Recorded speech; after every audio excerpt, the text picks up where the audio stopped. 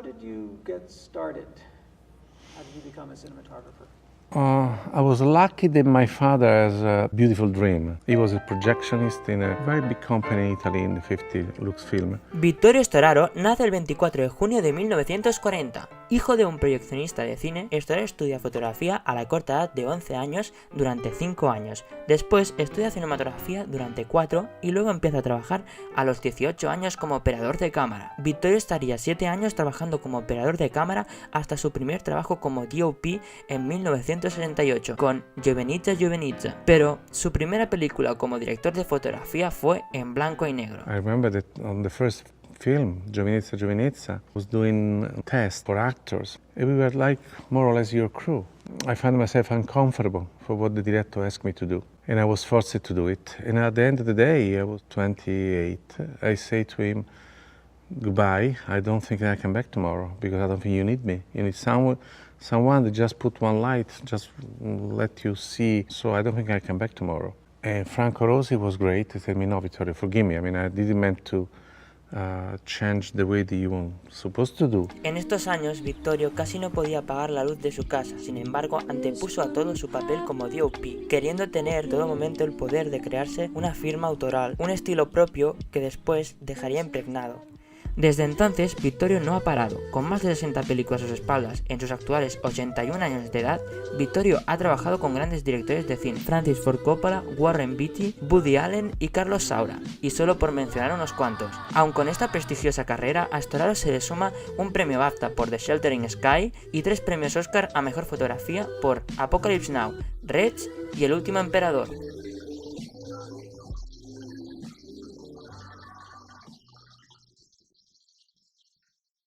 Cinematography is writing with light and movement, but what we are writing about, that's the main point to me. Since ever, I posed this question to myself, to know the meaning of the light I was using, of the color I was using. La filosofía de Storaro se basa en la teoría de los colores de Goethe, la cual describe la luz y los colores por el impacto que tiene este en el humano. Es decir, los colores escogidos para las paletas de los films de Vittorio representan emociones humanas. Por ejemplo, Goethe le da al color rojo un simbolismo de belleza y el amarillo lo simboliza con lo bueno. Así pues, también defiende que los colores impactan en los ojos del espectador de muchas maneras y formas, por ejemplo con colores complementarios para realizar una saturación. Es decir, de esta forma, Vittorio mostraría 2 colores complementarios para mostrar un conflicto interno y uno externo para el personaje o para el espacio, y de esta forma realizar una saturación. Según Vittorio, su filmografía se basa en sus diferentes etapas. La primera etapa estaría compuesta por su trabajo con Bertolucci. Esta etapa, según él, es la más conectada entre 2 aspectos, la luz y la oscuridad. Vittorio crea junto a Bernardo Bertolucci algo entre lo consciente y lo inconsciente. Esta segunda etapa está ampliamente dada a Apocalypse Now. Con Apocalypse Now alcanza una película muy grande, muy larga, muy lejana, de gran presupuesto y una película de emociones muy fuertes.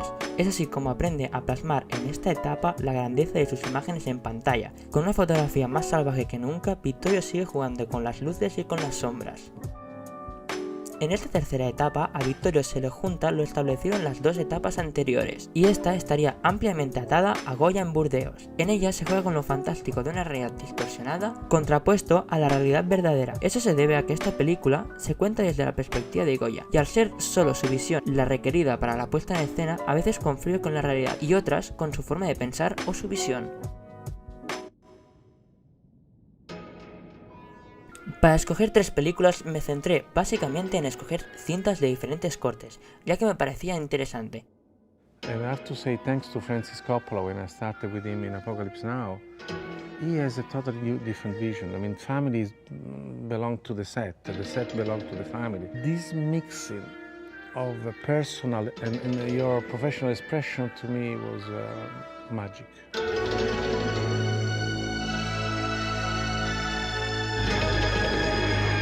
Se dice que lo que hizo grande la fotografía de Apocalypse Now fue la total libertad creativa que le dejó Francis Ford Coppola.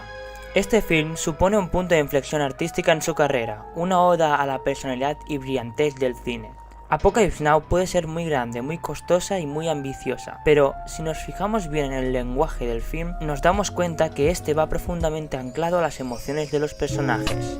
Cuando hablamos de qué planos utiliza Apocalypse Now, es curioso saber que se nos presenta una gran paleta de planos, es decir, desde planos generales al plano más cerrado, en primerísimo primer plano. Conforme avanza el film, estos planos ampliamente grandes y generales sirven al principio para enfatizar la grandiosidad de las imágenes, pero conforme avanzamos en el viaje, estos planos se cierran más, con planos medios cortos y americanos, dejando un poco atrás esa grandiosidad propia del género bélico, focalizándonos en cómo los protas cruzan en barco las tenebres aguas. Y ya casi en el tercer acto encontramos planos cerradísimos, como veremos en la escena escogida. El paisaje y el fondo ya no nos importa casi nada, destapándose que esta es realmente una historia de personajes, como bien decíamos, pasando de la epicidad a la psicología, utilizando bastante la profundidad de campo, indagando en los grandes espacios y utilizando algunas veces la poca profundidad de campo en la parte más psicológica.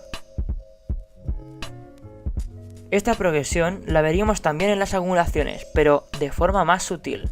Estas se atan a cómo se siente nuestro protagonista principal. Cuando empezamos la peli, nuestro prota arrastra un gran trauma, el de la guerra de Vietnam, y es así como el director nos lo suele mostrar en algunas ocasiones en unas sutiles angulaciones picadas, mostrando y dejando claro su inferioridad delante de todo, su miedo, su fuerte experiencia pasada y cómo éstas lo han cohibido de ser un hombre aguerrido. Pero conforme el personaje evoluciona, podríamos decir que este toma el relevo completo del timón, cambiando la angulación y asumiendo una aventura que dará el giro completo cuando este mate al coronel Kurtz. Aquí, con la evolución completa, nuestro personaje se nos transforma finalmente en alguien diferente y nuestra cámara lo enfoca ahora en plano contrapicado.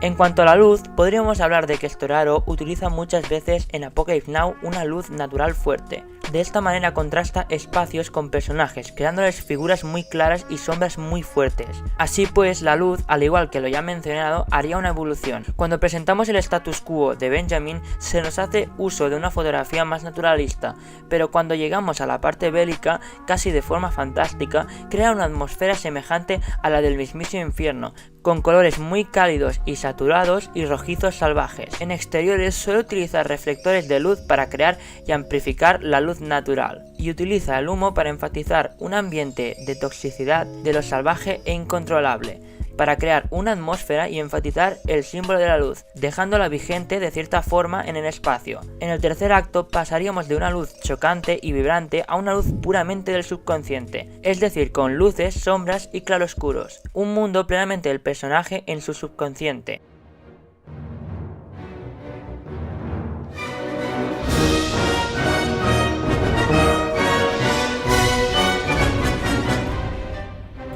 Dick Tracy utiliza la cámara de forma muy tradicional, recordando el uso que se hacía de la cámara en los años 30 y 40 en diferentes seriales o en cine noir, es decir, haciéndose uso de una cámara estática que no se mueve a no ser que lo requiera extremadamente la escena. Emulando estas páginas de TVOs nos deja ver a los personajes en planos medios y americanos, mostrando la ciudad en planos generales clásicos. Una ciudad, por cierto, hecha totalmente en estudio, con partes pintadas a pincel y decorados en set que nos da esa aura fantástica de viñeta.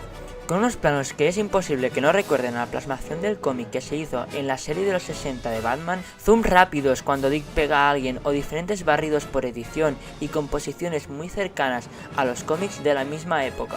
Haciendo poco uso de las angulaciones o de la deformación de perspectiva, nos intenta imitar esa frontalidad tan propia de los cómics, evitando angulaciones extremas y utilizándola solo en casos muy puntuales. La luz en el film es exagerada y muy tirada a la fantasía, originando a veces paletas triádicas orientadas hacia el neón, pero Storaro no tiene miedo de cuando hace falta servirse de literalmente focos de luz fuerte que enfocan a la cara de nuestros protagonistas simulando lámparas, linternas o flexos heredados del más puro cine noir, utilizando las ventanas para proyectar la luz artificial que nace de la ciudad de Dick Tracy, y esta entrando hacia los espacios de los decorados y utilizando a veces la oscuridad para difuminar claroscuros en los personajes. Un solo color tiñe muchas veces el espacio como si de una viñeta se tratara, incluso a veces tiñendo a los personajes de un color concreto. Este uso del color nos recuerda claramente a las viñetas de esos años o incluso a las primeras cintas en blanco y negro que eran posteriormente pintadas en acuarela para generar la ilusión óptica del color. Con una película grabada un 80% en estudio, esta explora una faceta de Storaro perteneciente a la tercera etapa, que al igual que Goya en Burdeos, mezcla esa etapa más propia de la fantasía versus realidad, alejándose un poco de esa cruda realidad más psicológica de Apocalypse Now.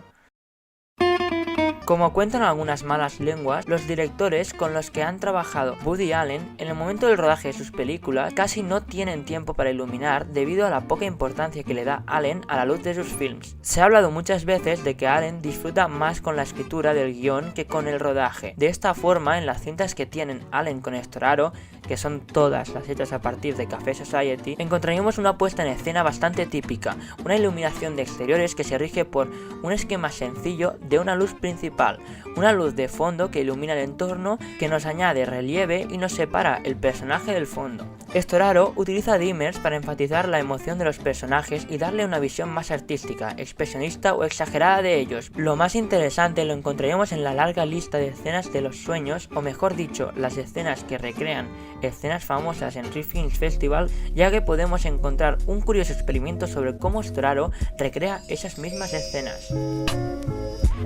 Para Vittorio, el concepto del cine es una expresión en imágenes, y estas imágenes se forman a partir de la combinación de luz y oscuridad. Vittorio es un gran seguidor de pensamientos como el de Leonardo da Vinci, que exponía la luz y la oscuridad como un matrimonio de pareja. Es decir, el junto de estos dos aspectos creaba a los niños, y estos niños podían ser los colores. Si aprendes a controlar y saber cuándo expresar estos colores, sabrás plasmar en pantalla el carácter, la condición, su estado o incluso plasmar el presente o el futuro del personaje, del ambiente o la historia que tiene la película por contar. Estas herramientas son para el director de fotografía lo mismo que para un compositor las letras, el boli o el papel en blanco para escribir. Searching for balance. I always need two different elements, light and shadows, male and female side, in order to tell why they are separated, why they are not together. And only when I started to separate in light and shadows, color by color, I realized that only knowing them, I can put them together. This is what my life means now. I discovered through this incredible journey in our professional, we never know the end of our journey. And that's what is great. Como veis, para Vittorio, su trabajo supone algo más que un trabajo, y quizás por eso, por su pasión, ha sido un referente a tantos niveles. Su forma de vivir se ve directamente condicionada a ser un director de fotografía.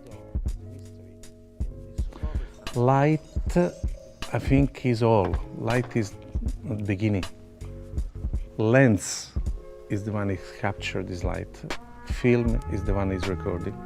The camera is the one that gives it to us the chance to, with the director, to compose into that space the story.